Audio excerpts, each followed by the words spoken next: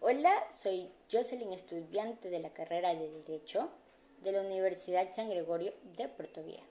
Mediante este video explicaré las fuentes del derecho según su orientación. Dicho tema pertenece a la asignatura de Nociones Generales del Derecho. Docente encargado, Alberto Vélez León. Las fuentes del derecho según su orientación. Para su mejor entendimiento partiremos por explicar dónde surgen las normas jurídicas y en sí qué son las fuentes del derecho. Si necesitamos agua, pues nos dirigimos a un manantial, ¿verdad? El cual sería una fuente de agua y nos ayudaría a saciar nuestra sed. Lo mismo ocurre el derecho al necesitar de las normas jurídicas. Para resolver un conflicto acudiremos a la fuente de las cuales se extraerá el derecho mismo. De esta manera se puede decir que las fuentes del derecho son fuentes de producción. ¿Quiénes producen las normas jurídicas? Los poderes públicos, el pueblo a través de las costumbres y los particulares a través de los actos jurídicos. Como contrato respondiendo a una estructura de poder, donde a más poder mayor facultad para crear normas. Dichas fuentes del derecho se dividen en fuentes históricas, fuentes materiales, fuentes reales, fuentes formales, y a su vez las fuentes formales se subdividen en directas e indirectas. Las fuentes según la orientación se dividen en dos, que son fuentes políticas y fuentes culturales. La fuente política es aquella que proviene de entidades del Estado o gubernamentales ligados a poderes políticos.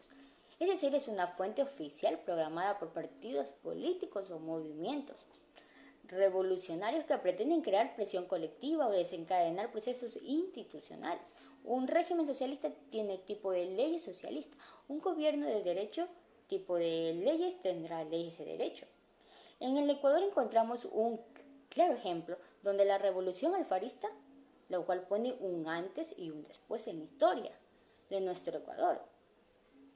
El Ecuador se encontraba bajo el dominio del tirano García Moreno, cuyo gobierno se caracterizó por ser conservador, donde la religión estaba apegada al Estado, donde la mujer no tenía, como vulgarmente se dice, ni voz ni voto, siendo la revolución alfarista quien implanta el denominado libertarismo. En 1906 se promulga la primera constitución liberal, consagrándose así un Estado laico. Se crean universidades laicas, lo cual contribuye a la educación en nuestro país. Otro aporte de la revolución alfarista es que integra a la mujer, a la sociedad. Alfaro y su constitución serían un precedente, de donde parte otro claro ejemplo de fuentes políticas. Estamos hablando de la Constitución del 2008. Las fuentes culturales son grupos sociales u operadores jurídicos que persiguen la observancia de las leyes surgidas en el pasado y el estudio teórico de la realidad social actual. Los países islámicos y los indígenas que tienen su propia manera de comportarse jurídicamente, porque la fuente cultural es una y única. Ejemplo, el derecho como obra cultural. También es literatura, donde se encuentran códigos, leyes, tratados, distinguen muchas veces a una época. El Código de Hammurabi, los 10 mandamientos de Moisés, la ley de las 12 tablas, son más conocidos en sí mismos que el contexto histórico en el que se desarrollaron en condiciones similares. Encontramos a la Constitución norteamericana o el Código Napoleónico. Una buena ley bellamente redactada y puntualmente obedecida es un orgullo para cualquier nación. Las fuentes por la política en el momento que se originan hay dos, que son fuentes originarias y fuentes derivadas. Las fuentes originarias son las que surgen de la nada. En el derecho se le llama ex nihilo, es decir, un sistema jurídico que aparece de cero. Contienen principios originales y nuevos para regular el proceso político o la formación del Estado. Ejemplo, la Revolución Cubana en 1959 bajan los barbudos de Sierra, maestra comandada por Camilo Cienfuegos, Ernesto Guevara, por todo ese grupo de guerrilleros. que bajan de la Sierra Maestra. Se toman el cuartel de Moncada y luego pasan por Santa Clara, que emancipan en el primer término y finalmente llegan a La Habana. Derrocan al dictador de Cuba. Fulgencio Batista, que había entregado prácticamente el país a los norteamericanos y había convertido a Cuba en un burdel de los ricos.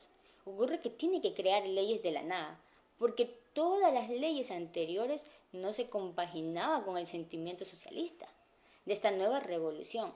Sabían que crear leyes desde cero. Todas las leyes anteriores no servían, porque eran leyes hechas a conveniencia del dictador de Batista, para poder encontrar el país conforme a él le parecía.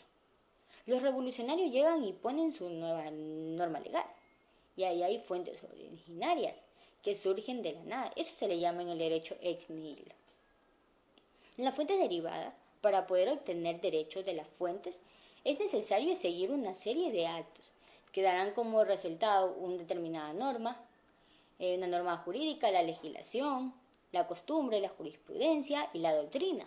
En la legislación se elaboran las leyes, la cual va a pasar por una serie de etapas, dependiendo del Estado que las plantee. Pero no es la única manera de producir dichas leyes, ya que tenemos la costumbre, donde vamos a encontrar al derecho consuetudinario,